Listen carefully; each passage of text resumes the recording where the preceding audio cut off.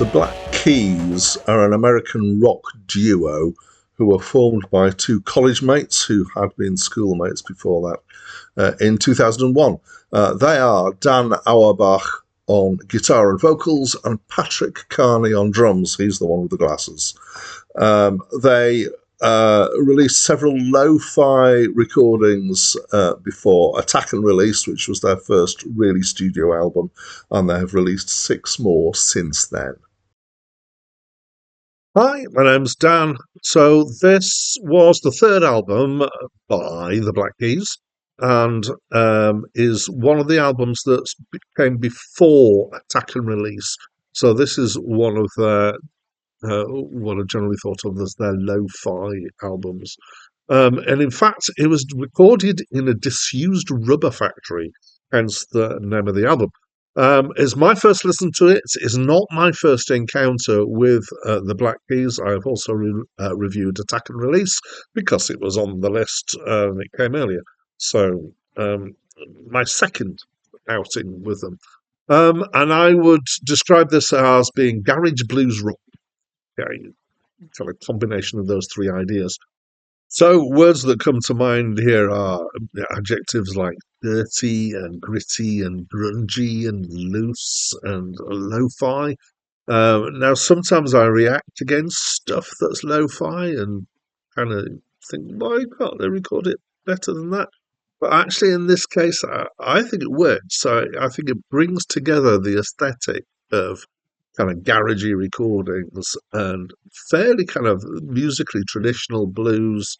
Some of it's more rock, but some of it's very kind of what I think of as Delta blues. I might be wrong in my exact kind of categorization there. They're not above appropriating riffs that I've heard before. There's 2 or 3 of these that I kind of go, oh yeah, I heard that one. The one that I know is from a song called Wang Dang Doodle. I was trying to get a Wang Dang Doodle. Boom, boom. Anyway, and there's a couple of others. At times it's very fuzzed out, as in basically highly overdriven. And it's certainly got the kind of raw feel that some blues rock had back in the early 60s. In some ways, at times, it reminded me of some of the Rolling Stones' early stuff, and they were particularly into their blues. Another I'm going to reference here is the White Stripes, because it's kind of got that aesthetic as well, with it being 2 of them. There is more than just just a guitar and drums at times, but it does have that kind of full. It's kind of weird to describe it as a full feel from 2 people, but the White Stripes did it really well. They've done a pretty good job of that here too.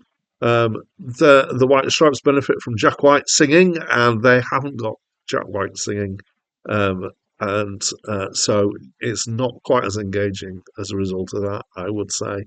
The singing's not bad. Sometimes that's kind of hidden in the mix. Really hear very well what's.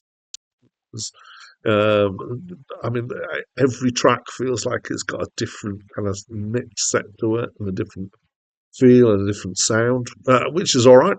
Yeah. And basically, it's okay. It does what it does pretty well. It relies on you liking the thing that they do, and which is this kind of garagey blues feel.